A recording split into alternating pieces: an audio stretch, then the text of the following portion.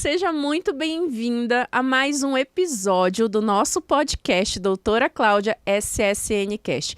Aqui é um podcast em que a gente bate um papo profundo sobre saúde, alimentação e principalmente emagrecimento na menopausa. Aqui eu te mostro os primeiros passos para você conquistar um emagrecimento saudável e sem neura, ou seja, sem precisar abrir mão de tudo que você gosta na alimentação. Eu sou a doutora Cláudia Benevides, eu sou médica, nutróloga, já fui obesa e hoje tenho um trabalho intenso na internet, ajudando mulheres a conquistarem o emagrecimento. E hoje eu tenho um convidado muito especial para conversar com a gente aqui. Ele é nutricionista, formado pela Uninove, com pós-graduação em nutrição hospitalar no Albert Einstein, pós-graduação em nutrição funcional pelo Centro de Nutrição Funcional. Daqui a pouco a gente fala o que é nutrição funcional, porque é muito importante esse tema. E também é mentor do nosso programa de emagrecimento saudável sem neura. É uma honra te ter aqui. Muito obrigada e seja bem-vindo, Gabriel Henrique. Olá, doutora. Muito obrigado pelo convite. É um prazer estar aqui hoje. Que bom, que bom. E, gente, como hoje vai ser um bate-papo importante, a gente vai falar muita coisa sobre alimentação. Você já faz o seguinte, curte, compartilha esse vídeo com uma amiga, com a irmã, com a cunhada. Vamos fazer uma corrente do bem e é muito importante que você já deixe teu like aqui no começo do vídeo para a gente aumentar aí as pessoas vendo esse conteúdo que é tão importante de saúde. E vamos conversar e começar por uma pergunta que a gente estava falando aqui que sempre aparece lá no nosso programa de mentoria na sessão de Tira Dúvida. Quais são os 3 top alimentos que mais engordam a mulher na menopausa? Bom, doutora, na minha opinião, eu acredito que não existe nenhum alimento específico, isolado, que faça você ganhar peso ou perder peso. Eu sempre reforço isso nas lives, que é importante sempre analisar todo o contexto. Esse contexto é a alimentação, hidratação, atividade física e o sono. Todos esses pilares sustentam uma vida saudável e acabam favorecendo no seu ganho ou na perda de peso, de modo geral. Ou seja, não existe um alimento específico, ou 1, 2, 3 que sejam vilões, ou outros que sejam mocinhos na questão de emagrecimento, né? Isso. Tem alguns alimentos que acabam potencializando e dificultando o processo de emagrecimento. Alimentos mais industrializados, ultraprocessados, bebida alcoólica. Isso acaba dificultando muito o processo, dependendo da quantidade e da frequência que a pessoa for consumir. Isso, e não assim, isoladamente. Até porque a gente já trabalha junto aí quase 2 anos, ou mais de 2 anos, por aí, quase né? 2 anos. Isso. E a gente tem ali um programa muito focado na alimentação sem neura. Que eu costumo falar muito, né? Que a alimentação ela é muito social pra gente. E muitas vezes, quando a gente vai comer, a maioria das vezes a gente tem que focar em ter bons nutrientes para nutrir o corpo adequadamente. Isso. Mas muitas outras vezes, o alimento ali não é a coisa principal que está rolando. É uma festa, é uma comemoração, né? É um momento de nutrir outros momentos, a alma, os relacionamentos, e não exatamente o corpo. E naquele momento, se tiver um alimento que não seja nutricionalmente tão bom, não tem problema, desde que na tua rotina do dia a dia tem esses pilares aí que a gente falou, até retomando a questão de sono, atividade física, ingestão de água, que é uma coisa super básica, e a gente tem um intenso trabalho, inclusive, né, em conscientizar a questão de uma coisa que é muito simples, Sim. Que é a água. Eu até brinco muito com as nossas alunas quando elas falam, eu não gosto de beber água. Eu disse, então bebe sem gostar, que é importante. Tem coisas que a gente não tem que gostar para fazer, se elas são importantes para a nossa saúde, né? E em relação à alimentação, deixa eu até aproveitar, porque você é pós-graduada em nutrição funcional. O que quer dizer essa nutrição funcional? Isso, a nutrição clínica funcional, ela estuda a particularidade de cada micronutriente. Então, por exemplo, a gente já acaba aprendendo o manejo de alimentos voltados para manejar quadros de ansiedade. Então, alimentos ricos em triptofano, que é um aminoácido precursor de serotonina. Então, basicamente é isso, estudar mais minuciosamente cada nutriente para auxiliar em um determinado quadro clínico específico. Legal, e aí a gente estava conversando também que lá das nossas alunas do programa, a gente divide em rotas, né? Isso. Que ela tem que seguir ali na sequência de estratégia alimentar. E aí a rota que elas mais caem é a rota justamente da ansiedade. Que a ansiedade primeiro que é muito frequente no nosso dia a dia e é uma coisa que não adianta a gente querer zerar a ansiedade, porque a ansiedade, inclusive, é um mecanismo de defesa do nosso corpo primitivo, sempre vai acontecer e ela é positiva, na verdade, quando ela vem para te salvar de uma situação de perigo. Sim. Ela fica negativo quando eu paraliso a minha vida em relação a essa questão, a esses pensamentos ansiosos. Eu não faço o que tem que ser feito com medo de acontecer alguma coisa, de alguma consequência. Ou então eu fico tão preocupada em fazer tudo muito certo e acaba não fazendo nada. Enfim, tem várias questões aí relacionadas à ansiedade. Mas a gente usa lá uma estratégia alimentar de alimentação anti-ansiedade. E justamente são alimentos com essa característica funcional que vão melhorar a questão química no nosso cérebro, no nosso corpo, liberação de neurotransmissores, né, de bem-estar, de prazer, de recompensa, que é uma coisa importante ali na ansiedade, quando a pessoa está ansiosa, de alguma forma ela quer se recompensar, e às vezes ela busca essa recompensa numa alimentação errada, que a gente falou aqui, no excesso, não é? De alimentos potencialmente inflamatórios, que são, até a gente fala muito isso de inflamação, a capacidade que o alimento tem de causar inflamação no corpo. Só para as meninas saberem aqui, quais são os alimentos hoje que a gente pode considerar que são, não é que são proibidos, não é isso, é que a gente não proíbe nada, mas que podem causar um aumento de inflamação no corpo e, consequentemente, aumentar até a questão da ansiedade de forma química no nosso corpo. E eu considero 3: açúcar, farinha branca e bebida alcoólica. Não tem nenhum problema em consumir alimentos fontes desses alimentos, mas não deve abusar da quantidade, porque um corpo inflamado acaba não emagrecendo.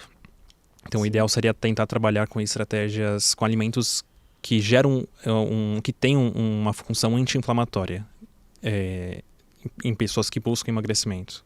Sim, e que nem a gente falou, não é que é proibido, mas principalmente tem a questão da associação e dos horários, né? Quando a gente pega, por exemplo, um carboidrato refinado, que no fim das contas, no metabolismo, tanto o açúcar e o carboidrato refinado, eles vão virar glicose. Então, no fim, tudo é açúcar metabolicamente pra gente, né? Então, tanto o açúcar quanto...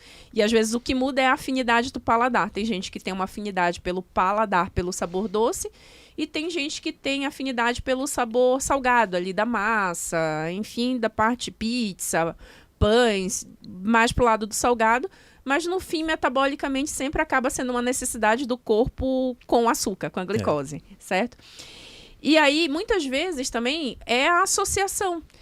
Você vai comer um pão francês sozinho no café da manhã, metabolicamente ele vai entrar muito rápido esse açúcar no teu sangue. Sim. Mas se o pão francês ele é importante para você, você gosta daquele pão quentinho, padaria, manteiguinha derretendo, é uma delícia, né? Mas aí o que a gente tem que fazer? Muitas vezes é só associar, né? Uma fruta, que é um carboidrato de melhor qualidade, com fibra, uma proteína, um ovo mexido. Eu gosto muito, até indo para a linha da nutrição funcional, eu gosto muito de orientar as meninas a tomarem chás, porque a gente tem uma gama de chás que são ervas, né? Que ajudam a dar um estímulo metabólico, hormonal. Algumas ajudam a melhorar a ansiedade, outros têm um efeito diurético, outros têm um efeito termogênico. Então eu falo que o chá no dia a dia é até um recurso muito legal para você usar como uma composição na tua alimentação no dia a dia. E aí sempre é importante essa entrada de estímulos anti-inflamatórios para que, de outro lado, sem neura, eu consiga comer coisas que seriam potencialmente inflamatórias, mas que dentro de uma associação alimentar diminui mais o impacto, vamos dizer assim, no metabolismo. E indo para um ponto de curiosidade aí, o que tu lembra das mentorias? O Gabriel, dentro do nosso programa do Saudável Sem Neura, ele faz uma sessão de tirar dúvida com as alunas. A gente abre lá a câmera e ele fica lá por 2 horas respondendo às alunas sobre questão de trocas alimentares, alimentação. E o que você percebe que hoje é uma dúvida frequente, assim, ao longo desse tempo que você está lá com a gente no programa, sendo nosso parceiro, nosso mentor?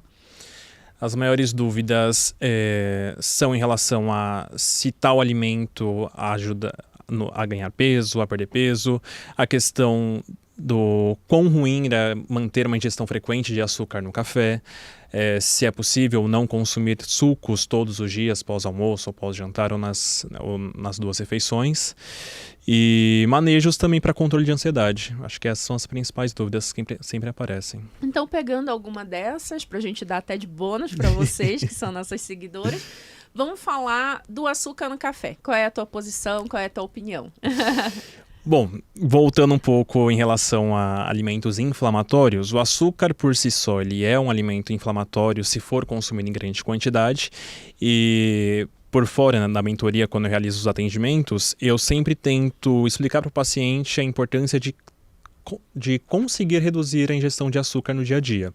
E nunca peço para tirar o açúcar de vez, mas ir reduzindo aos poucos, sem neura principalmente. Para ir acostumando o paladar, tirar esse paladar doce que as pessoas hoje em dia têm um hábito muito frequente, né? Então, ir reduzindo aos poucos pode ajudar a reduzir isso. Em relação ao açúcar no café, eu falo que você está gastando um uso do açúcar desnecessariamente. E muitas vezes ao dia, porque muitas pessoas, eu particularmente não tenho o hábito de tomar café várias vezes no dia, mas tem muita gente que tem, né? Tem. Toma 4, 5, 6 vezes, principalmente no ambiente de trabalho, né? Principalmente. Tem o cafezinho lá e tudo. Então imagina, 4, 5, 6 vezes no dia, você vai lá, toma uma xicarazinha de café com 2, 3 colherinhas de açúcar. E aí você fica jogando e injetando açúcar várias vezes durante o dia, desnecessariamente, porque aí é uma questão de reeducação do paladar. Isso. E não precisa tirar tudo de uma vez. Não. Eu lembro de uma vez, a primeira vez, assim, porque eu brinco com esse negócio do açúcar no café, que eu não sei aqui se existe essa expressão, mas lá no Pará, com a minha avó, quando adoçava muito café, a gente dizia que a pessoa era apaixonada. Uhum. Aqui usa também essa Sim, expressão? usa. Então, a minha avó era apaixonadíssima, porque era basicamente mel no fundo do café ali. Então, eu cresci com esse café extremamente adoçado. Então, eu tinha um paladar de que café sem açúcar nem pensar. E aí, muitos anos depois, aqui em São Paulo eu já estava no processo de emagrecimento, mas ainda não tinha deixado o açúcar do café. Eu fui para uma reunião com um amigo meu de trabalho, médico, era pediatra também, mas a gente trabalhava nós dois na parte de coordenação, gestão médica. E aí eu vi ele fazendo um expresso na máquina e sem tomar café. E o expresso pra mim era assim, meio amargo pra caramba, impensável. E aí eu vi que ele não colocou açúcar. E eu falei, nossa, Felipe, mas não colocou açúcar no café expresso? Ai, que horror. Ele, não, Cláudio, café é uma bebida amarga, que a gente tem que aproveitar o sabor. E aí ele deu várias explicações lá, inclusive neurológicas, de como o amargo traz sensações, sentimentos e estímulos que melhoram até a reação do corpo. Eu falei, rapaz, agora eu vou tomar café sem açúcar também. Então, dali eu comecei a treinar, tirar o açúcar, e hoje eu tomo basicamente sem açúcar o café. Eu vou confessar que de vez em quando tem uns café de buffet, sabe? Quando a gente vai em evento, que tem uns café que parece gosto de barata. Aí esses, assim, quando eu tô precisada do café pra dar uma acordada, e aí não tem jeito de tomar sem açúcar, eu coloco um tantinho de adoçante. Açúcar eu nem consigo colocar, mas eu coloco um tantinho de adoçante ali pra dar uma enganada mesmo, só pra pegar a cafeína, mas sem morrer no sabor de gosto de barata na boca. Eu não sei, mas tem uns café, eu acho que passa do ponto, queima o café, eu não sei explicar. Eu não sei se é loucura minha, mas eu acho que o café tem gosto de barata. E aí mas é raro até. Então, voltando nessa questão do café. Então, quando a pessoa toma 4, 5 cafés por dia, ela tá injetando microdoses, ou nem tão micros, assim, porque depende da pessoa, né? Exatamente, de açúcar. E aí, na hora que você vai querer comer um doce, um brigadeiro, um bolo, aí você tá adicionando mais açúcar ainda no seu dia. Então, um jeito tranquilo de reduzir esse açúcar no café, no dia a dia, é retirar já do café, do chá, que são bebidas que são naturalmente amargas e que, sim, você começa a curtir, aproveitar esse sabor amargo, o sabor do chá. Os chás, então, tem uma variedade de sabor intensa. Tem uns que já são naturalmente adocicados, geralmente os chás de frutas vermelhas é bem adocicado, né? De hibisco é bem adocicado também. Hoje de manhã eu tomei um de canela com maçã, é super adocicado também. Aí a gente vai para os mais amargos, o boldo. O café normalmente é amargo, mas a gente tem alguns cafés que tem essas notas aí diferentes. Tem uns aromas diferentes. Nossa, uma delícia. Tem um que eu gosto que é de trufado de chocolate. Tipo, eu fico um tempão só sentindo. Eu fico até com dó de tomar o café, só sentindo o cheirinho, que já tem um cheirinho de chocolate maravilhoso. E só o cheiro também, né, já faz estimular neurotransmissores, que já diminui a ansiedade também, né? Já dá um conforto. Outra coisa que eu via, lembrei, eu vou engatando ali nos estudos, que eu estudo bastante sobre alimentação e tem uns estudos muito loucos. Que também pegar a bebida quente ajuda a diminuir a ansiedade. Então, a bebida quente, principalmente num período de frio, só de você colocar a bebida quente na mão já dá uma sensação de relaxamento, de prazer, de bem-estar. Mesmo antes de ingerir a comida, já vai diminuindo o nível de ansiedade. Caramba, só pelo toque? Só pela sensação do calor, do quente. Então, às vezes, o chá, o café, até antes mesmo de você beber, principalmente se estiver frio, você fica segurando um pouquinho na mão e isso já vai relaxando, já vai dando uma sensação de prazer e de bem-estar. Inclusive, eu lembrei do Ricardo, que é meu sócio, tá aqui. Ele faz, nunca falei isso pra ele, mas ele faz isso direto. Ele muitas vezes pega a bebida quente e fica lá com a bebida segurando assim meio... Ai, que delícia. Acho que eu nunca comentei, né, isso contigo, Ricardo, mas já ajuda a melhorar a ansiedade. E ele tem esse hábito intuitivamente, olha só. E aí a gente pode fazer isso, e tem coisas que a gente pode fazer intencionalmente. Sim. Que já vai ajudando ali a melhorar a ansiedade. Bom, você falou do açúcar, você falou que elas perguntam muito de alguns alimentos específicos até. Banana da terra, tapioca, cuscuz. Fala um pouco desses alimentos aí pra gente. Elas perguntam mais se pode utilizar no café da manhã como fonte de carboidrato, né? É para substituir pão ou bisnaguinha, biscoitos, torradas. Eu sempre gosto de tentar incentivar as alunas, pacientes, a consumir mais alimentos naturais. Então, tanto banana da terra, mandioca, macaxeira, até mesmo cuscuz. Depende muito, acho que, da região, como são alunas de todo o Brasil. Então, cada região tem sua cultura, seu hábito de café da manhã, de almoço. Então, sempre tento adaptar de acordo com a região que eu conheço para tentar facilitar a adesão. Mas, quanto mais natural, melhor. E, principalmente, quanto menos farinha tiver, acaba sendo melhor também. Lembrando que não tem problema nenhum em comer pão, torrada, biscoito e afins, mas tem alimentos que são mais preferíveis para manter uma ingestão diária. E muitas vezes o que acontece também é que quando a pessoa consome, ela fala, eu gosto tanto do pão. Mas às vezes o pão tá dando inchaço, tá dando distensão, tá dando algum outro sintoma, uma dor de cabeça, uma enxaqueca, uma sensação de ressaca. Eu lembro de uns 4, 5 anos atrás, talvez, a gente está em 2024, foi antes da pandemia, então foi começo de 2020. Eu lembro que eu comecei a todo dia acordar, parecia que eu tava com uma ressaca de bebida, sabe quando você bebe um vinho e acorda assim meio ressaqueado? Todo dia eu tava com essa ressaquinha, assim, sabe? E eu falei, não tá normal, tem alguma coisa estranha. E aí eu comecei a buscar para trás a questão da alimentação e daí que saiu até o desafio da cintura 3D lá, que a gente retira os alimentos ricos em FoodMap, que são alimentos que fermentam, né, que podem dar uma inflamação local, intestinal, e dependendo da acessibilidade que você tem, até uma inflamação sistêmica. E nesse vai, tira, olha o que eu estava comendo mais, eu percebi que era alho. Alho estava me dando, porque o que acontece? Ele vai fazendo uma leve reação inflamatória e aí você começa a se sentir mal todo dia. E isso pode acontecer com excesso de pão, de carboidrato, é que você fica lá no dia a dia comendo, aí você tá sistemicamente, né, globalmente se sentindo mal e você não sabe nem o que é. E muitas vezes é interessante você fazer um teste. Isso. Retirar esses alimentos durante um período, e aí eu sempre falo, retira durante um período e vai voltando um por um, porque a gente consegue perceber claramente qual é aquele alimento que o teu organismo não casa muito bem. E aí não é que é proibido, né? A gente tem uma linha muito parecida até. Não é que é proibido, mas eu sempre falo para a pessoa refletir. Poxa, se você sabe que te faz mal, te dá mal-estar, te dá dor de cabeça, te inflama, distende, dá gases, aumenta a barriga, não faz sentido você trocar 2, 3 minutos de prazer comendo aquele alimento, que é o que dura, 10 minutos que seja, versus, né, 24 horas, às vezes, de dor de cabeça, de mal-estar.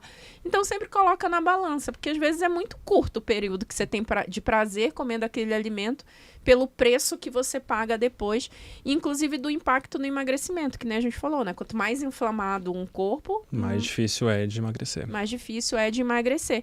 E quando a gente traz isso para a menopausa, especificamente, que é o nosso público-alvo ali, eu sempre gosto de falar que a gente tem um público muito grande, 80% das nossas alunas tem mais de 50 anos, e mais de 50% tem mais de 60 anos. Então, a gente tem um público bem maduro aí das mulheres.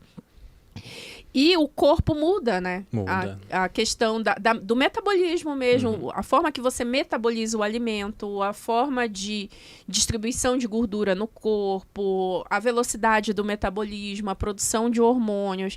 E aí que entra muito forte essa questão da nutrição funcional também, né? Isso. É você avaliar os alimentos que vão te ajudar também nessa fase da vida. Aí, aproveitando e te explorando na nutrição funcional...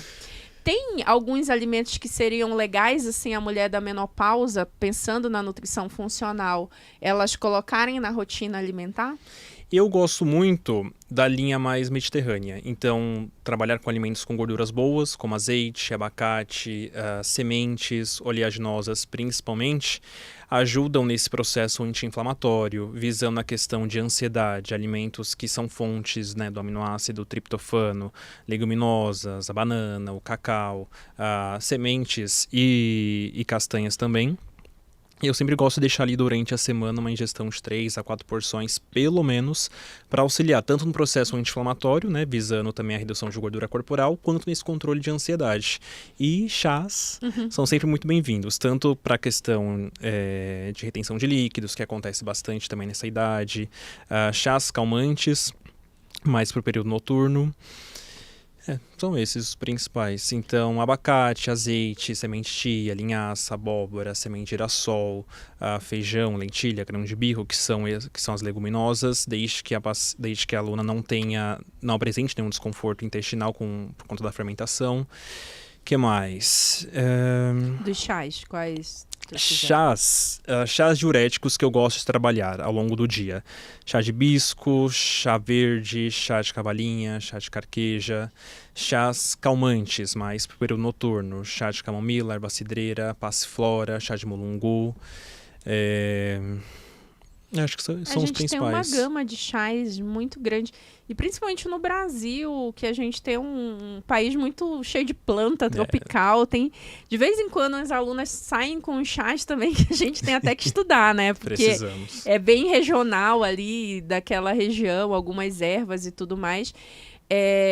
A gente falou aqui do chá, citou o chá verde, que ele é um chá maravilhoso, né? Ele tem efeito anti-inflamatório, ele tem os flavonoides, protege saúde cardiovascular, a população oriental consome muito, e ele tem efeito diurético e termogênico, mas muita gente tem medo de consumir, principalmente as mulheres na fase em que a gente foca o saudável sem neura, por conta de hipertensão. Isso. E aí elas falam, mas eu tenho pressão alta, eu posso tomar chá verde, posso ou não posso? E aí, eu sempre falo que é individual também, né? Vai ter gente que vai ter uma reação de subir a pressão. Não é tão comum como as pessoas acham que é, né? Porque como ele tem esse efeito anti-inflamatório, na verdade, ele mais relaxa a musculatura dos vasos. Por isso que ele é bem estudado como proteção cardiovascular, inclusive. Mas a gente sempre tem que ter o cuidado individual. Por exemplo, essa lista toda de alimentos que você passou aí, vai ter um ou outro alimento que vai ter gente que não vai conseguir consumir, porque tem alguma sensibilidade, uma intolerância ou uma alergia, e tá tudo bem, não é? Não é por isso que a pessoa não vai emagrecer. Doutor, eu não posso comer feijão, e agora? Não tem problema. Novamente, não vai ser o feijão que vai diminuir a sua ansiedade ou algum outro alimento. cada paciente, cada aluna pode ter uma certa sensibilidade, apresentar algum desconforto por conta da digestão, da fermentação, e está tudo bem. Não é obrigado a comer esse alimento para conseguir ter esse objetivo. Sim. Dá para trabalhar dá para analisar outros contextos. Tá. Agora eu vou para um assunto picante também, que é outro que sempre tem dúvida e a gente fica ali na internet também no ringue, de um lado e do outro. Leite e derivados é um bom alimento ou não é? Sim, principalmente para essa faixa etária, visando a saúde óssea, né, por conta da quantidade de cálcio. Tem a famosa questão se é ou não inflamatório, se causa ou não distensão, mas, novamente, vai ser algo individual. Tem pessoas que vão sentir mais desconforto, outras não, mesmo com lactose ou sem lactose. Então, eu acredito que seja mais individual esse quadro inflamatório que gera no organismo da pessoa. Não gosto de generalizar. E assim, o leite hoje e os derivados, eles foram muito encaixotados nesse, é inflamatório. Ele é inflamatório? Sim, pode ser, como qualquer outro alimento. Eu costumo falar das minhas sensibilidades. Eu sou alérgica, que é uma reação inflamatória intensa a maracujá. Coisa totalmente aleatória. Meu filho, ele tem alergia à castanha do Pará, que é um alimento maravilhoso. Saudável. Se a gente falar castanha do Pará, se eu classificasse, é saudável ou não saudável? A gente classificaria como um alimento saudável. Mas individualmente para o João, que é meu filho, ele tem uma alergia intensa que ele já foi parar no pronto-socorro várias vezes por ter comido castanha, às vezes, num biscoito, que tem contaminação cruzada, porque ele é extremamente alérgico à castanha. E hoje, as castanhas, de uma maneira geral, são muito frequentes na alimentação, né? Então, em biscoitos integrais e em vários. Porque como é comum na indústria alimentar, muitas vezes tem essa contaminação cruzada, principalmente com castanhas. Então, o meu filho já foi várias vezes parar no hospital por conta da castanha. Eu tenho uma intolerância intensa a damasco também, que é uma fruta super boa. Caramba. Tenho uma sensibilidade intestinal imensa, assim, de comer e ter diarreia 30 minutos depois, imediatamente, assim, bem osmótica, bem intensa mesmo. E tenho alho, por exemplo. É um dos temperos que eu gosto, acho maravilhoso, mas tenho sensibilidade. Então, e tenho intolerância ao leite também, que coisa. Mas o leite, ele ficou tão em alta, por quê? Porque o leite, ele é um alimento muito frequente na nossa alimentação, na nossa cultura alimentar. E não é só na cultura alimentar do brasileiro, são diversos países. Se a gente vai... Argentina. Nossa, a Argentina tem doce de leite. Tem um monte de coisa de leite comum lá da cultura alimentar. Se a gente pega na França, também tem um monte da parte de pastelaria, doceria, que é muito famosa na França, que trabalha muito com leite também, os cremes de leite e tudo mais. E aí a gente consegue perceber uma intolerância ou uma percepção de intolerância porque justamente é um alimento frequente na cultura da alimentação. E aí você olha, tá todo mundo com intolerância alimentar. Talvez tenha muita gente com intolerância a damasco, mas não sabe, porque não come todo dia, né? Então, a partir do momento que eu, Cláudia, comecei a comer damasco com mais frequência, eu percebi que eu tinha essa intolerância e que era especificamente ao damasco, por exemplo. Mas do leite é frequente porque é frequente o consumo. E é frequente porque é uma... Vamos dizer assim... o ser humano, ele nasce... Como nós somos mamíferos, ele nasce com uma capacidade boa de digerir a lactose. E aí, a partir com a idade, a gente vai perdendo naturalmente essa capacidade. Então, é mais comum ter intolerância à medida que você vai ficando mais maduro, vai envelhecendo, o intestino. Eu até falei em um podcast anterior que as nossas células vão envelhecendo, o nosso intestino vai envelhecendo e ele vai ficando com mais dificuldade de fazer digestão de alguns alimentos e o leite acaba sendo um deles. Mas não quer dizer que é proibido para todo mundo, né? Eu quero resgatar uma frase que eu ouço muito essa semana mesmo, eu li de algum conteúdo que eu fiz de leite, que a pessoa... É muito frequente, porque eu acho que virou até uma lenda urbana. O pessoal fala, mas leite é bom para bezerro. Ao ser humano é o único animal adulto na Terra que bebe leite de outro animal. Eu falo, mas é do mesmo jeito que é o único animal que a gente está falando em microfone, que tem televisão, que usa celular, que anda de bicicleta, dirige carro. Sim. É que a gente teve a capacidade, no nosso mundo, né, de seres vivos, de dominar a natureza de uma forma em que a gente tem a fazenda e a vaquinha dar leite pra gente, né? E encaixotar, colocar na garrafinha e tudo mais. Mas, com certeza, se outros animais tivessem a capacidade, eles beberiam leite também ou qualquer outro. Provavelmente. E é um pensamento muito ilógico, né? Quando eu falo, assim, de que, o leite é feito para bezerro. Porque se a gente for passar nessa lógica, então o único alimento que é feito para o ser humano é o leite materno. Não é? Então a gente teria que tomar leite materno a vida inteira. Não, a gente criou com a evolução, né, do nosso corpo, a gente criou a total capacidade de digerir vários alimentos, inclusive até raízes. Os seres humanos mais primitivos lá atrás, eles não tinham amilase na boca, que é a enzima que digere o amido das raízes. Então, só que a partir do momento que algum ser humano lá no tempo das cavernas começou a descobrir que dava para comer raiz, aí começou o desenvolvimento e a adaptação do ser humano a conseguir digerir esse alimento. E hoje a gente é basicamente capaz de digerir. Sim. Mas imagina quantos morreram lá atrás porque não conseguiam digerir, né? E no teu dia a dia, assim, compartilhando um pouco da tua rotina alimentar, quais são os alimentos, assim, que você mais gosta, que você mais capricha no teu dia a dia? Porque o povo adora saber o que a gente come também, né? Entrando um pouco nessa questão de intolerâncias e alergias, tem alguns anos que eu descobri uma certa sensibilidade ao glúten. Então já tem alguns anos que eu venho diminuindo bastante o glúten. Então no meu café da manhã, por exemplo, não tem mais pão com tanta frequência como antes. Então todos os dias eu como a famosa crepioca. Ovo é um alimento que eu consumo todos os dias, no café da manhã, às vezes no lanche da tarde também. Arroz tem com muita frequência. Carne moída, frango, frutas eu gosto bastante, sempre tem no meu dia a dia. E leite e iogurte. Os laticínios. Minha alimentação é bem... Eu sempre gosto de fazer e orientar as pessoas a fazerem um rodízio alimentar semanalmente, com frutas e legumes principalmente. Mas o padrão básico, assim, que sempre tem é tapioca, arroz, frango e carne vermelha, iogurte e leite. E eu descobri que tem um pão de fermentação natural que não me causa desconforto mesmo tendo intolerância ao glúten. Sim. Então, e de vez em quando me permito comer algo diferente, algo mais industrializado, que eu sei que não vai me fazer mal, porque não vai ser um alimento específico em 2 dias da semana que vai atrapalhar todo o meu progresso durante a semana. E sem neura, quais são os alimentos assim que são preferidos teus, que seriam consumidos em excesso, poderiam causar inflamação, mas que tu gosta e come sem neura? Eu acho que meu prato preferido é estrogonofe de frango com batata palha. Gosto muito de massas, principalmente pizza, esfirra. E hambúrguer artesanal. Adoro conhecer hamburguerias diferentes para ir experimentando, degustando. Mas como, de vez em quando, sem neura. Que novamente, né, eu sei que isso não vai acabar me afetando de forma negativa se eu comer de vez em quando apenas. Sim, na verdade é a base.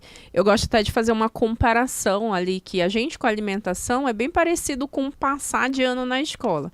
Todo mundo já foi estudante aqui. E você não precisava tirar 10 com estrelinha para passar de ano na escola em todas as matérias, né? Você podia fazer uma média. Então, faça um pouco melhor, estudo melhor, tira uma nota mais baixa aqui. E com a alimentação é assim, na média, você tem que estar melhor do que pior. Mais verde do que vermelho, né? Na analogia do botão vermelho. Mas você não precisa estar perfeito o tempo inteiro. E, na verdade, isso ajuda a gente a longo prazo, né? Porque é comum, é muito frequente. Não sei se você recebe isso, mas eu recebo muito a nível de consultório e no programa, então nem se fale, mas de gente desesperada, porque já tentou fazer uma dieta ultra radical, cortando carboidrato, fazendo cetogênica, jejum muito intenso, ou uma restrição, seja ela qual for, muito intensa, não consegue fazer a longo prazo e fica, ai meu Deus, eu não consigo fazer dieta, eu não tenho como emagrecer, porque eu não consigo... Você falou uma coisa aí da tua alimentação, o arroz. Então, quer dizer que arroz não é proibido, né? Claro que não. Básico. Então, e a gente tu pega isso na tua rotina também? De gente desesperada vindo de dietas, assim? Sim. Uma coisa que eu já percebi muito é que tem muita gente que quer mudar a estratégia, quer fazer uma estratégia um pouco mais com neura, digamos assim, da noite pro dia. E eu acho que isso não casa muito bem. Porque, por exemplo, vamos supor que a Dona Maria, ela come todos os dias bisnaguinha com creme de avelã, leite com achocolatado em pó, e à tarde, sei lá, um sonho da padaria. Almoço e jantar, arroz, feijão, nuggets ou salsicha, uma alimentação bem pobre em nutrientes. E ela vê na internet ou na revista ou algum outro lugar que fazer jejum intermitente ajuda a emagrecer. Obviamente o corpo dela, o organismo dela não está preparado para entrar numa estratégia dessa. Então, obviamente, não vai dar certo. Ela não vai ter o resultado que ela gostaria, vai passar mal, vai ficar infeliz com o resultado e vai desistir. E vai colocar a culpa toda na nutrição que criou esse método, digamos assim, né? Ou no metabolismo que não presta. Ou no metabolismo funciona. lento, isso, exatamente. Então, antes de começar uma estratégia com neura, um jejum intermitente, uma low carb, uma cetogênica, eu acho que a pessoa ela precisa primeiro preparar o território, né, entre aspas, nutrir o organismo dela para que o organismo consiga lidar com períodos longos sem receber nenhum alimento, com uma diminuição de um nutriente específico, como o carboidrato, com o aumento de um outro nutriente, como a gordura na cetogênica. Então, não precisa mudar de hábito radicalmente da noite para o dia, né? Toda mudança de hábito, ela é difícil no início, mas deve ser feito com cautela, com tempo, com paciência. E uma coisa que eu acredito muito também é colocar prazo nessas estratégias alimentares. Sim. Que a gente trabalha lá no Saudável Sem Neuro. Então, tem as rotas e aí, sei lá, durante um mês que é o choque metabólico, que é uma estratégia com neura, em que vai ter depende da estratégia, um jejum intermitente, uma redução de carboidrato. A pessoa começa e ela sabe que dali a 4 semanas, por exemplo, ela vai para outra estratégia, que ela vai poder voltar a comer o carboidrato ser importante para ela, ou voltar a diminuir o espaço entre as refeições. E isso dá uma sanidade mental até, né? Porque a pessoa, quando entra, muitas vezes, numa restrição alimentar, ela entende que ela tem que fazer aquilo pro resto da vida. E ela começa a não ter esperança mais. E dizer, meu Deus, viver para ser saudável é assim, é esse sofrimento, então eu não quero, prefiro não ser. E aí acaba que ela se desilude com a parte da alimentação saudável, porque ela entende que a alimentação saudável é restringir. E muito pelo contrário, não é. É buscar bons alimentos para nutrir o teu corpo diariamente.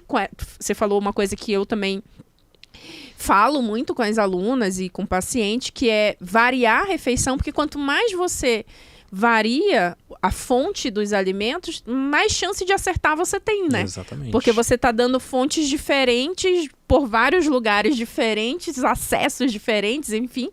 E aí o corpo tem uma chance, você tem uma chance melhor de acertar. Que as pessoas, elas são, não sei se tu sente isso, mas eu sinto muito que as pessoas são muito neuróticas em acertar ou errar, em saber, eu tô fazendo tudo certo? Ou eu tô fazendo isso e tá errado? E na verdade não precisa ser esse 8 ou 80, né? Quanto mais você vai passeando aí nos alimentos e nas estratégias, maior é a tua chance de acertar. E se um dia não acertar, tudo bem. No outro dia você está mudando a alimentação. Vai aumentar a chance de acertar também. E aí, aproveitando, conta um pouquinho da tua história como nutricionista, da onde tu é, quanto tempo você tem, um pouco de curiosidade.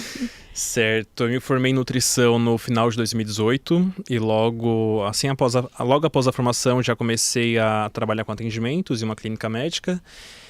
E desde então venho trabalhando com atendimentos nesses últimos 5 anos já, se não me engano. Nesse meio tempo eu já fui preceptor de estágio, eu ajudei na formação de alguns estudantes de nutrição dentro de um hospital. Legal. Uhum. Eu já trabalhei na linha de frente da pandemia, no hospital de campanha durante a pandemia da Covid-19. Hoje eu sigo realizando atendimentos também. E além de fazer parte da equipe de mentores do Saudável Sem Neura, eu trabalho em um hospital de pacientes oncológicos. Então eu concilio os atendimentos, o hospital, a mentoria. Sim, sim. É legal, a gente da área de saúde é meio doido, né? A gente não gosta de fazer só uma coisa. Não. Normalmente a gente vai pipocando, assim, de vários lugares, várias coisas diferentes. A gente gosta de emoção, né? Muita. Eu, durante muito tempo, eu tenho 19 anos de formada já, né?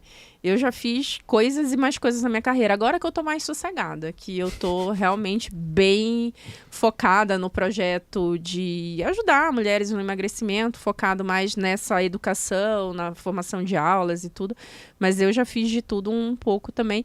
E é gostoso, porque isso traz pra gente conhecimento também, Sim. variedade de pacientes. Você falou que trabalha com paciente oncológico. E eu queria puxar um pouco essa questão da obesidade e da oncologia. Como a obesidade impacta no tratamento e no prognóstico do paciente obeso também, do paciente oncológico, né? Bastante, porque o paciente obeso, ele tem um grau de inflamação muito grande. E combater uma doença oncológica estando inflamada é muito difícil. Então, o ideal seria tentar redobrar, né, as estratégias anti-inflamatórias para, obviamente, né, tem todo o tratamento quimioterápico, radioterápico, a parte médica, para conseguir curar o paciente.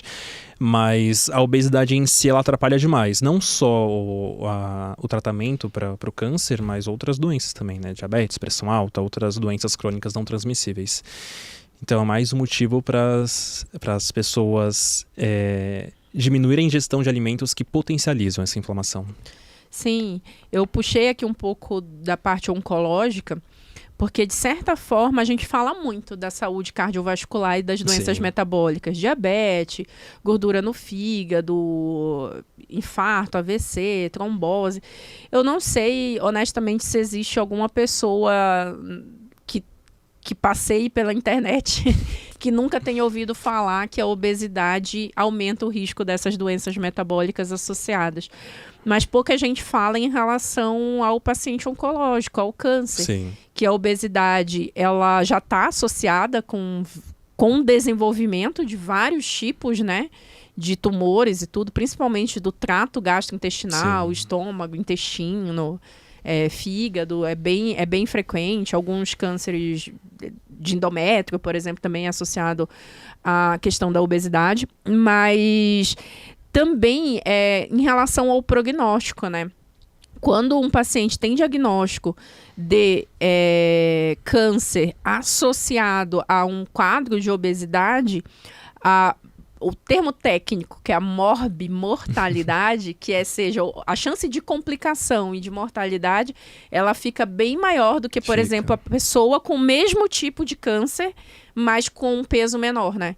E aí tudo, porque a questão toda fica mais dificultada. Além do tratamento, se precisar de um acesso cirúrgico, é pior. O paciente obeso, ele tem um acesso cirúrgico mais difícil, muito mais camadas de tecido para chegar onde tem que fazer o processo cirúrgico.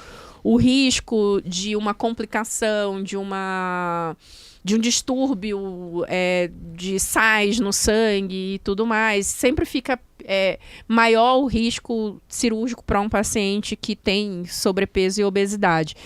E também a questão do tratamento mesmo, de quimioterapia, radioterapia, efeito colateral de quimioterapia é maior com a obesidade, ou seja, realmente é muito importante a gente focar no gerenciamento do peso, numa vida mais saudável.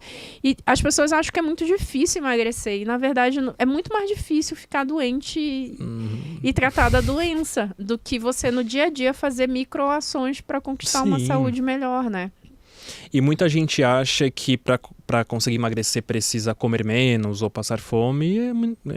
É o contrário, né? Para a gente conseguir perder peso, manter o peso ou ganhar o peso, a gente precisa comer. Mas, obviamente, em cada objetivo, né, tem a sua particularidade, a sua quantidade ideal, o tipo de alimento ideal também.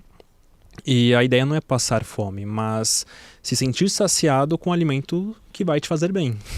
E de uma maneira geral, o alimento mais natural, que é uma coisa que tu falou que recomenda muito, buscar sempre uma alimentação mais natural, a densidade, né, a concentração de calorias costuma ser menor. Sim.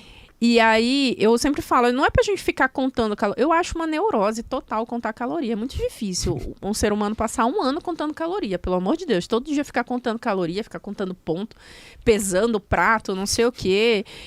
Tem alguns seres humanos que precisam fazer isso? Sim. Você é um atleta de alta performance, tem que ser na grama ali a quantidade de gordura, de carboidrato, porque isso altera a performance. É um atleta de natação, enfim. É um atleta de alta performance, sim, para essa pessoa faz diferença, mas porque ele vive, é a profissão dele viver de uma performance física que depende dessa comida microgerenciada, vamos dizer assim.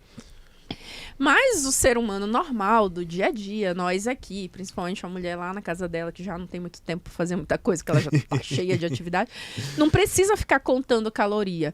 Mas o fato de focar num alimento mais natural do que um alimento industrializado, naturalmente já traz para ela um consumo de caloria menos intenso. Sim. Porque o alimento natural, num volumezão, inclusive tá bem na moda, né? Esses rios que põem de um lado o alimento processado, não sei o que, e compara 1.000 calorias desse alimento de qualidade ruim, industrializado, ultra processado, com alimentos naturais. E a gente vê que o volume é muito maior. Do alimento natural é muito maior. Inclusive, as nossas alunas, elas falam muito, assim, eu entrevisto muitas alunas, né, para ver a evolução, para elas contarem a história. Elas falam, nossa, eu como muito mais hoje do que eu comia antes. Mas o que antes comia na densidade? Eu vou até aproveitar, porque você falou também que uma dúvida delas é o suco. Aí vamos até comparar tomar o suco e comer a fruta. Qual é a diferença aí desse impacto? Bom, a fruta em si, ela tem o seu açúcar próprio, que é a frutose, né? Eu uso bastante como exemplo o suco de laranja. Para fazer um suco de laranja, a gente utiliza muitas laranjas. Ou seja, é uma grande quantidade de frutose. Por mais que seja um açúcar natural, tudo em excesso faz mal. Então é muito mais benéfico você consumir uma laranja que tem aquela pequena quantidade de frutose, né, após o almoço, após o jantar, do que tomar 1, 2 copos de suco feito com 5, 7, 12 laranjas.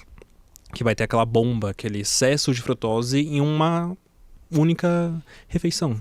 Isso, e de uma maneira muito fácil de tomar, né? Porque para você tomar um copo de suco vai muito rápido, né? Você toma de uma vez só. E para comer a laranja ali, principalmente comendo bagaço, né? Isso. Então só o fato de descascar, de não sei o quê, já vai trazendo uma saciedade, né? E aí cortar, não sei como é comum, porque cada um come laranja de um jeito, né? Eu descasco e corto no meio pra chupar a laranja, assim, a meia banda. Mas tem gente que corta os gominhos, Isso. né? Então, independente de como você faça o teu processo para comer a laranja, ele é muito mais demorado do que tomar o suco de laranja. E só aí a gente já vai produzindo os hormônios de saciedade, leptina, já vai dando uma sensação de saciedade. E tem muito mais fibra, né? Tem. Porque muita gente faz o suco e ainda coa o suco, né? Então tira a fibra do suco, que é uma coisa que vai ajudar a dar saciedade, fazer o intestino funcionar melhor. E aí, tá vendo, são uma série... Não é proibir. Eu não tô te dizendo que não é pra proibido tomar o suco de laranja. Mas a gente fala, vai ser muito melhor pra você, pro teu metabolismo, se você preferir comer a laranja, a fruta in natura. Até por conta de todo o processo. Inclusive de mastigação, que é outra coisa também que as pessoas minimizam muito, essa questão da importância do mastigar os alimentos, porque quando a gente vai mastigando, a gente já vai liberando a amilase, a gente já vai começando a digestão, inclusive na boca. E essa digestão já faz com que o corpo produza o hormônio de saciedade também previamente. Agora, se você dá preferência de tudo que você come ser líquido o tempo inteiro, e aí eu aproveitei e vou puxar outra coisa, porque elas perguntam também muito se pode tomar sopa todos os dias, ajuda a emagrecer? Não vai ser a sopa que vai ajudar a emagrecer, mas não vejo nenhum problema em consumir sopa diariamente, desde que tenha uma composição correta. Não adianta fazer uma sopa de macarrão, batata, mandioca e acabou. Ou só uma sopinha batida também o tempo inteiro. Porque senão você tira o estímulo da mastigação. Isso. Você fica acostumado a tomar o negócio líquido o tempo inteiro. Aí o jeito que esse nutriente entra no corpo ele entra muito rápido, a digestão passa a ser muito rápido, altera os níveis hormonais Não e tudo. gera tanta saciedade assim. Então, se for preparar uma sopa, preferencialmente que não seja batida sempre, mas que tenha uma composição correta. Preferencialmente uma fonte apenas de carboidrato, então, ou o macarrão, ou a batata, ou a mandioca. E Arroz, sempre... tem gente que faz que a canja, né? Tem Que a arroz canja, também. é. E sempre oriento a incluir uma fonte de proteína. Então, né, frango ou carne são as proteínas mais comuns para se colocar numa sopa. E tentar manter essa composição. E tentar variar, né? Eu sempre... Justamente, é difícil variar na sopa. Então, por isso que eu falo, se você for tomar sopa todo dia, é difícil que você consiga fazer uma variedade de nutrientes, porque a gente normalmente corre ali para as mesmas coisas para fazer a sopa. Então, fica uma alimentação super igual o tempo inteiro. Mas não é que é proibido, de forma nenhuma é proibida a sopa, né? É bom, é gostoso. Eu adoro uma sopinha, principalmente quando tá frio. Sim. É uma delícia a canja. Eu não comia canja de jeito nenhum. São coisas que a gente vai adaptando. Por isso que a gente fala, é educação do paladar mesmo, né? Você vai comendo, você vai adaptando. E aí, em relação ao café, que eu tava falando que a minha avó fazia o café extremamente doce, no fim eu já tomo café sem açúcar, de boa. Café expresso, sem açúcar, acho tudo uma delícia hoje. E aí é uma questão de adaptação. E aí eu vou até puxar esse gancho do adaptação, que é a mesma coisa com legume e verdura. Tem muita gente que fala, eu não gosto, eu não tenho hábito, eu não consigo. Não, você consegue, minha filha, você consegue. Você conseguiu ter filho, criar filho, casar, cuidar de marido, cuidar de casa, imagina. Comer legume é fácil, né? Isso é só uma questão de hábito. De hábito, eu enfrento muito essa dificuldade com alguns pacientes, até mais velhos, assim, depois dos 30 anos, tem essa dificuldade. E eu sempre oriento a mudar a forma de preparo, porque, por exemplo, uma abobrinha cozida na água, ela não tem o mesmo sabor, nem a mesma textura que uma abobrinha refogada com um pouquinho de azeite, uma abobrinha feita assada no forno, uma abobrinha recheada com carne moída, com frango desfiado e alguns temperinhos por cima.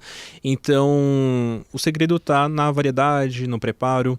Eu demorei muito para começar a comer legumes e verduras. Eu sempre tive paladar muito infantil. Eu comecei a comer quando eu estava no período da faculdade mesmo. Por questão de paladar, eu nunca me permitia experimentar coisas novas e eu sempre tive muito problema odontológico quando era mais novo, então teve uma época que eu precisei fazer bochecho com água oxigenada, por conta de uma lesão que eu tive na gengiva. E até comentei com um amigo da minha sala da faculdade que eu tinha me acostumado com o sabor da água oxigenada. Aí ele virou pra mim e falou, se você se acostuma com esse sabor, você consegue comer um brócolis. É verdade. Jogou isso na minha cara. E com o tempo a gente vai acostumando o paladar com sabores novos, vai acostumando com novas texturas. Então, voltando à questão do café, o café é naturalmente amargo. Eu já ouvi muita gente falar que coloca açúcar no café para sentir o gosto do café, mas ao contrário, a pessoa coloca o açúcar para tirar o gosto do café. Então, o ideal seria a gente se acostumar com o sabor natural dos alimentos, tanto do café, do chá, dos sucos também. Sim, aqui em 2017, eu acho, eu fiz uma palestra num congresso de obesidade infantil em Roma. E o tema que eu levei foi justamente a influência do comportamento dos pais no desenvolvimento da obesidade infantil. Na época eu fiz um estudo científico, pesquisa, relacionando que os pais obesos tinham maiores chances de ter filhos obesos e tal. E aí, lá na parte de perguntas e respostas, que eu lembro, eu fiquei assim super nervosa para fazer a palestra, e aí eu escrevi toda a palestra em inglês e estudei, ia todo dia no carro ouvindo aquela palestra. E aí lá eu tinha 30 minutos para apresentar e 10 minutos para perguntas e respostas. Só que eu já sabia de cor o negócio, que eu falei tão rápido que eu falei em 20 minutos e sobrou 20 minutos para eles me perguntarem, e eles usaram esses 20 minutos. Nossa, eu não sei nem como eu acho que eu entrei num estado que alguém ocupou meu corpo naquela hora. Eu não sei nem como é que eu consegui responder tanta pergunta. Mas eu lembro que, especificamente, eu estava em Roma e era um congresso mundial, então tinha gente do mundo inteiro. E aí eu lembro que teve um dos participantes lá, especificamente, que eu acho que ele era da Inglaterra, era de algum país que fala inglês de base. Mas que ele falou que ele ficou impressionado em uma visita que ele veio no Brasil. em que aqui ele viu que era comum adoçar o suco de fruta. Ele falou, gente, mas o suco já é doce. E lá no Brasil o pessoal adoça mais, coloca açúcar no... E aí ele falou, ele me perguntou, isso é uma percepção minha ou é verdade? Tem esse hábito de colocar açúcar ou eu tava contaminado, né, onde eu visitei. Eu falei, não, é verdade, é bem comum pegar o suco e colocar mais açúcar ainda. Então já pega o açúcar natural da fruta, que já está concentrado no suco e ainda joga mais açúcar, né? E ele falou que ele tinha ficado impressionado com esse hábito que tinha aqui e perguntou se era verdadeiro. O pior que é verdadeiro, né? Se tinha, ele perguntou também da questão de cárie, se tinha muita cárie, de criança, infância, hábito.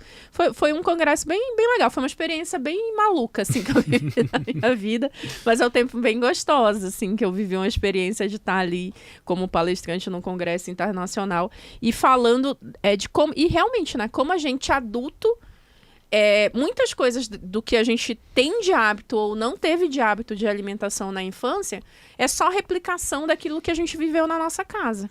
Então hoje eu até falo para a mulher, você é a referência para os teus netos. Então o que você faz, a tua próxima geração ela vai fazer, ela vai replicar.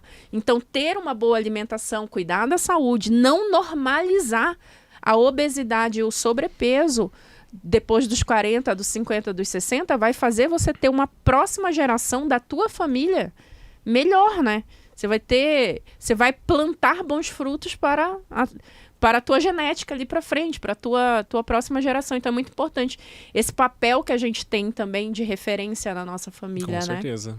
É maravilhoso. Gabriel, tem alguma coisa que eu não te perguntei, você gostaria de falar para a gente completar esse nosso bate-papo gostoso aqui? Te coloquei na sinuca, né? Tem uma coisa que é um ponto, né? Que eu percebo que as alunas elas ficam questionando bastante, porque lá elas vão compartilhando, eu entrei no programa em tal mês, já perdi tantos quilos, outra aluna entrou em tal mês, perdeu tantos quilos. E eu percebo que elas ficam se comparando entre elas. Mas eu entrei na mesma época e perdi menos peso. E eu sempre reforço que cada metabolismo ele é diferente de um outro, né? Então, a sua rotina diária também vai impactar no seu processo de emagrecimento. E sempre reforço também que a proposta do Saudável Sem Neuro é fazer com que elas consigam perder peso. Então, se em 3 meses a Dona Maria ela perde 3 quilos, a Joana perde 2 quilos, a Roberta perde, 500 gramas... todas estão conseguindo ter um objetivo, estão conseguindo ter um resultado positivo e conseguindo atingir o objetivo, porque essa é a proposta. E sempre peço para elas não ficarem se comparando, porque depende de metabolismo, organismo, idade, rotina do dia a dia, atividade física, sono, hidratação, tudo mais. Se elas estão conseguindo perder peso, é sinal que está dando certo o programa. Eu sempre falo que a comparação é a morte da felicidade. Então, quando você fica se comparando com o outro tem que ser motivação, é dizer, não, se ela consegue, eu consigo, eu vou fazer também, é possível emagrecer na menopausa, é possível emagrecer depois de 60, dos 70, de 87. Eu tenho uma aluna, a Isa, aos 87 anos emagreceu 20 quilos. Pô, maravilhoso, né? Então tem uma motivação para mostrar que é possível. Agora não é para ficar comparando com a coleguinha, né? E aí se sentindo menor. Porque cada uma tem o seu ritmo. E é que nem falou, a gente tem que olhar para a evolução. Se hoje eu tô melhor do que ontem, eu tô evoluindo. E muitas vezes a evolução não vem só na balança, ela vem em outras coisas. A gente fala qualidade de sono, diminuição de ansiedade, diminuição de dores, inflamação, controle de doenças, elogio do médico, entrar na roupa. Às vezes é bem possível que a pessoa varie muito pouco o peso, mas mude muito a medida. Porque a gente teve uma redistribuição, seja de gordura ou de líquido naquele corpo, que faz toda a diferença, né? Para ela. Que legal, que bom. Olha, muito obrigada pela tua participação. Foi maravilhoso. Foi bom. Obrigada pelo teu tempo de ter vindo aqui presencialmente pra gente estar junto, gravar. A gente tem uma rotina que cada um faz uma aula online ali para as alunas, mas é muito legal a gente poder estar junto no mesmo ambiente e conversar, tanto com as alunas que estão assistindo a gente agora, como quem não é aluna, é só seguidora, ou está chegando no perfil agora. E compartilha com a gente o teu Instagram, para elas te seguirem. Meu Instagram é nutri.gabrielenrique. Que legal, podem seguir, podem curtir, falar o que você achou desse podcast. Coloca aqui embaixo o teu aprendizado, coisas importantes que você vai levar para a tua vida, que você aprendeu aqui hoje. E se você ainda não curtiu, curte esse vídeo, é importante pra gente, para motivar o nosso trabalho. Comenta, que é importante também, pra gente saber se a gente tá dando bola dentro aqui com você, trazendo coisas que você quer. E compartilha com uma amiga, com a filha, com pessoas que são importantes estarem contigo nesse processo de emagrecimento, porque quando a gente faz em comunidade, faz junto, é até melhor quando a gente tem um grupo de pessoas Sim. querendo a mesma coisa com a gente, cria um ambiente de motivação. E muito obrigada, Gabriela. Imagina, Cláudia, eu que agradeço pelo convite. Foi bom, ótimo. Gostoso. Meninas, tchau. Até o próximo episódio. Tchau, tchau.